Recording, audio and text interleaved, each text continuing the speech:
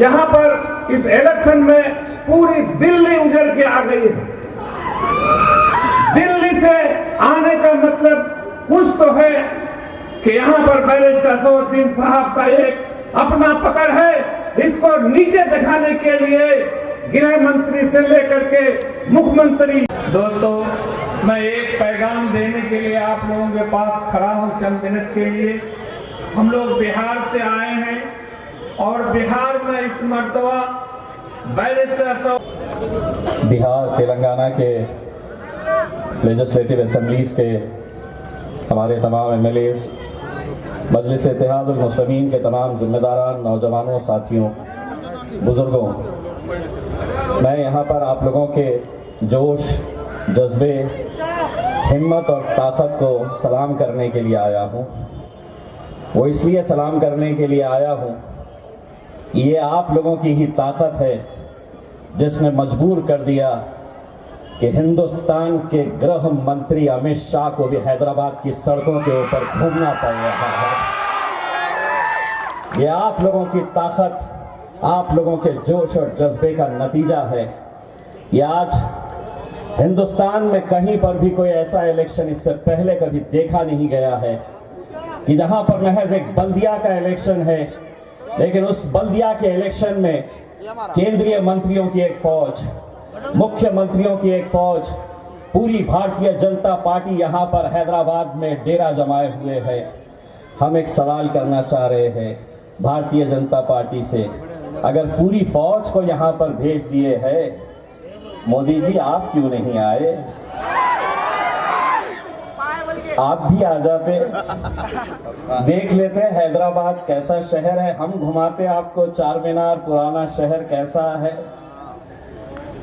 लेकिन आपको ये मालूम है कि हम हिंदुस्तान में कहीं पर भी जा सकते हैं, हम देश भर में कहीं पर भी जा सकते हैं, लेकिन हैदराबाद में किसी की दाल गलने वाली नहीं है, ये आप बखूबी जानते हैं। इसीलिए जो डर और खौफ आपको सताया तो आपने सबको भेज दिए, खुद दूर रहे। आप तो कल हैदराबाद आए थे वैक्सीन ढूंढने के लिए कि वैक्सीन कैसे बन रही है कोरोना की। 1 तारीख के दिन आपकी पार्टी को हैदराबाद की आवाम कैसा इंजेक्शन देने वाली है ये भी आप देख लेते थे तो आपको समझ में आ जाता था। लेकिन नहीं, वैक्सीन कोरोना का ढूंढने के लिए आए। 4 तारीख के दिन आपको पता चलेगा कि हैदराबाद की आवाम कुछ हटकर है। दोस्तों, बुजुर्गों, साथियों, अगर इस देश के अंदर अगर हमने आप लोगों से कुछ सीखा है और आप लोगों ने हमें कुछ सिखाया है तो बैरिस्टर असदुद्दीन अवैसी साहब की क़यादत में इस मुल्क के मुसलमानों को, दलितों को, पिछड़ों को अगर आपसे हमने कुछ सीखा है तो अगर इस मुल्क में जीना है तो सीना चौड़ा करके और सर ऊंचा करके चलना हम लोगों ने आपसे सीखा है। मेरे भाइयों, आप लोग मुबारकबाद के हकदार हैं। आज अगर हिंदुस्तान के अंदर, अगर हम कोने कोने के अंदर मजलिस इत्तेहादुल मुस्लिमीन पहुंच रही है, फैल रही है, ताकत बनकर खड़े रह रही है। बिहार के अंदर हमने महज 5 सीटें क्या जीत ली।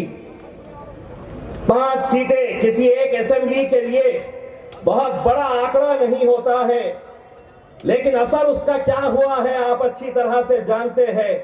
हमने बिहार के अंदर 5 सीटें क्या जीत ली, इतना हड़कंप मच गया मानो असदुद्दीन अवैसी साहब वजीर आजम की कुर्सी के ऊपर जाकर बैठ गए हैं। बैठेंगे इंशाल्लाह, वहां पर भी बैठेंगे इंशाल्लाह, लेकिन उसका असर क्या हुआ है?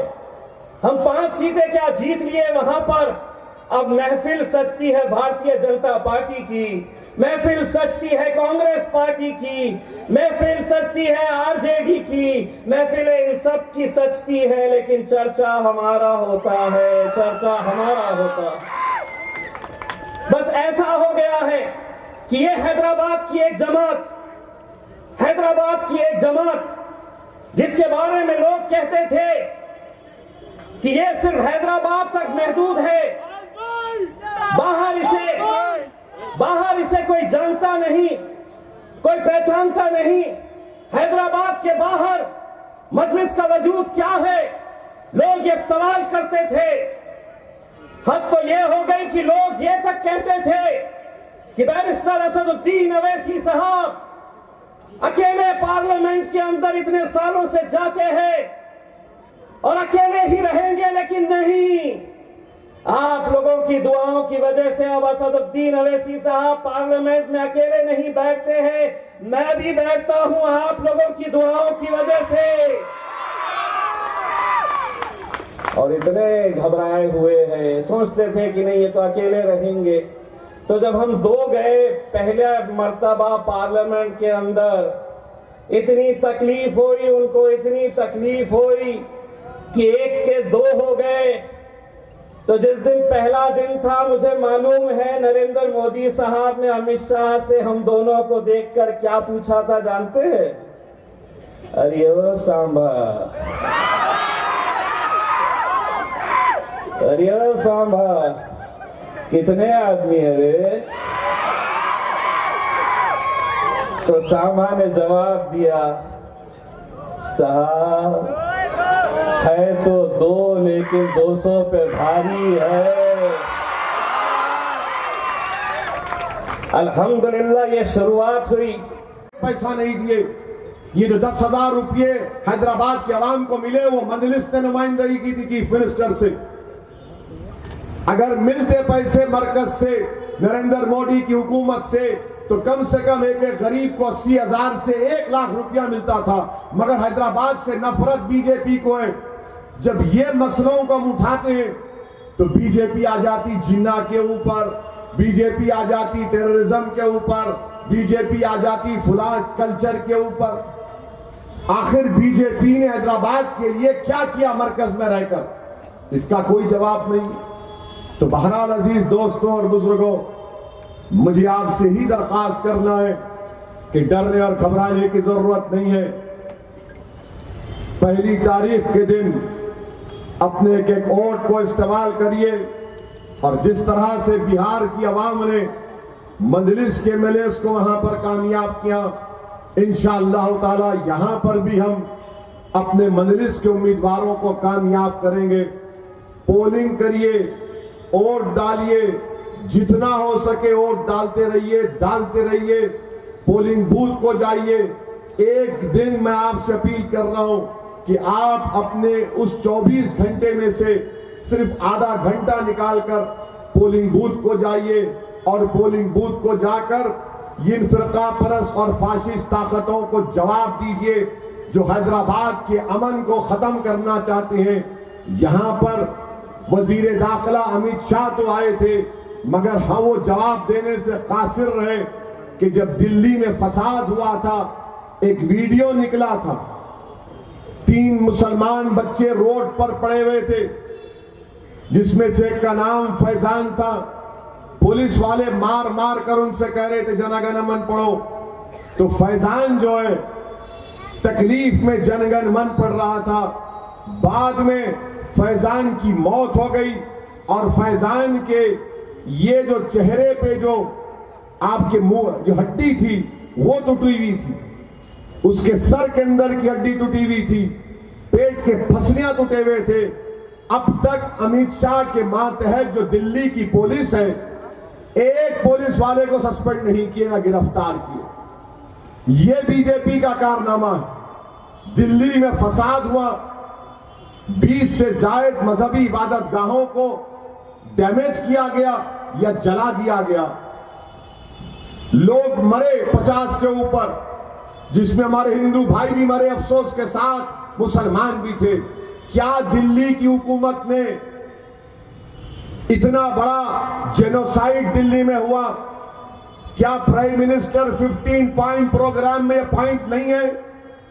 क्या होम मिनिस्ट्री के गाइडलाइंस में नहीं है कि जहां फसाद होता वहां पर सरकार जिसका घर जलता है, चाहे किसी मजहब का हो, जो मरता है, जो जख्मी होता है, उसको इमदाद देगी, कंपनसेशन देगी, एक्सग्रेशिया देगी?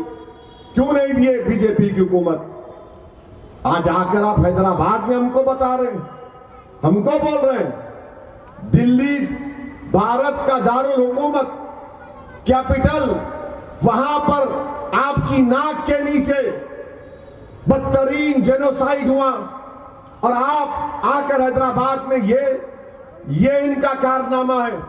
और बिहार में बीजेपी जीती नहीं, ये बड़ा मेहनत कर लिए, वहां भी बिहार में किए थे। बिहार में 2019 के पार्लियामेंट के चुनाव के बाद बीजेपी 222 असेंबली सीट जीती थी, 1.5 साल में 75 सीट पर आ गए। 1.5 साल में मित्रों 75 सीट पर आ गए असेंबली के आप। और आप समझ रहे नहीं मोदी बड़े पॉपुलर हैं, कोई पॉपुलर नहीं है। ये मीडिया आपको चढ़ा चढ़ा के, उनकी भी मजबूरी है बेचारों की, लाइव दिखाता आपको, वो दिखा दो, मीडिया दिखाए तो पब्लिक समझ गई मीडिया क्या है। पब्लिक के दिलों में मजलिस की मोहब्बत पैदा हो चुकी है। मैं सलाम करता हूं खास तौर से हमारी मां और बहनों को कि मेरे पास अल्फाज नहीं है, चाहे हमारी मां और बहनें सीमांचल की हो, कि सीमांचल की हमारी मां और बहनों ने मजलिस कोर्ट इसलिए दिया कि वो पुकार कर कह रही थी कि हैदराबाद से जो असदुद्दीन ओवैसी आया उसको सत्ता का शौक नहीं है, उसको इख्तिदार का शौक नहीं है, वो लड़ने वाला है, उसको वोट दे रहे हैं। और यहीं पर मैं जितने पैदल दौरे किया पिछले 10 दिन में, एक एक मुकामात पर जाने की कोशिश किया, मैं सलाम करता हूं हमारी मां और बहनों को कि जो मोहब्बत और जज्बे का उन्होंने इजहार किया, मेरे पास अल्फाज नहीं है। मैं किसी एक आलिम दीन के घर पर मिलने गया था तो पर्दे के पीछे उनके घर से आवाज आई कि असद मियां जाओ, हम तुम्हारे लिए, तुम्हारी पार्टी के लिए हर नमाज में दुआ करते हैं, हर नमाज में दुआ करते हैं, तहज्जुद में दुआ करते हैं, अल्लाह का जिक्र करके दुआ करते हैं, चाश की नमाज पढ़कर दुआ करते हैं। अब बताइए आप, जब इस तरह की दुआएं हो रही हैं, इंशाअल्लाह ताला अल्लाह की रहमत जरूर हमको कामयाब और कामरान करेगी। और हमारा मकसद हैदराबाद को तरक्की दिलाना है। हमारा मकसद हैदराबाद में जो इस तरह का सैलाब आया वो दोबारा ना आए, उसके लिए क्या इक़दाम करना है वो इक़दाम करना पड़ेगा। ट्रैफिक का मसला है, पीने के पानी की लाइन को और अच्छा करना है, रोड वाइडनिंग को और ज्यादा करना है, मेट्रो को लाना है, ये तमाम काम मजलिस ये काम करना चाहती है। और बीजेपी सिर्फ नफरत की बात करती है, आईटी का ऐसा करेंगे, फुला करेंगे। अरे दिल्ली दारुल हुकूमत है, होम मिनिस्टर साहब, वहां पर आपने फसाद को नहीं रोक पाए, और जो फसाद हुआ